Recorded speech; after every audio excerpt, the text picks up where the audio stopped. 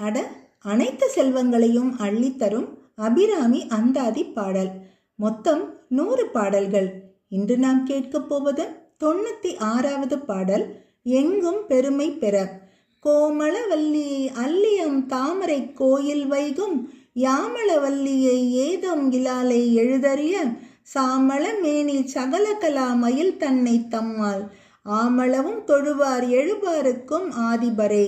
இந்த பாடலுக்கான பொருள்: அன்னையாகிய அபிராமவல்லியை இளமையும் அழகும் பொருந்தியவளும் கொடி போன்றவளுமான கோமளவல்லியை அழகிய மென்மையான தாமரையை கோயிலாக கொண்டு வீற்றிருக்கும் குற்றமற்ற யாமளவல்லியை ஓவியத்திலே எழுத ஒண்ணாத எழில்மிக்க திருமேனியை உடைய சாமளவல்லியை சகல கலைகளுக்கும் தலைவியாக விளங்கும் மயில் போன்றவளை தம்மால் இயன்ற அளவு தொழும் அடியவர்கள் 7 உலகங்களையும் ஆட்சி புரியக்கூடிய அதிபர்கள் எனத்தக்க அளவில் வளமான வாழ்வை பெறுவர்.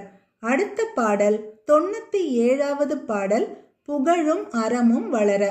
ஆதித்தன் அம்புலி அங்கி குபேரன் அமரர் தங்கோன் போதிர் பிரம்மன் புராரி முராரி பொதியமுனி காதிப் பொரு படைக்கந்தன் கணபதி காமன் முதல் சாதித்த புண்ணியர் எண்ணிலர் போற்றுவர் தையலையே. இது 97வது பாடல். புகழும் அறமும் வளர.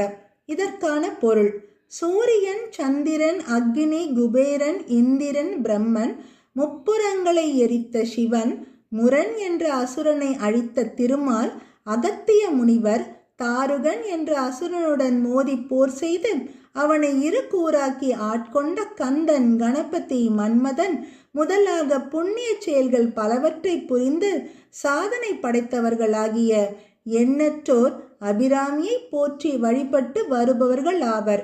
இது 97வது பாடல். புகழும் அறமும் வளர.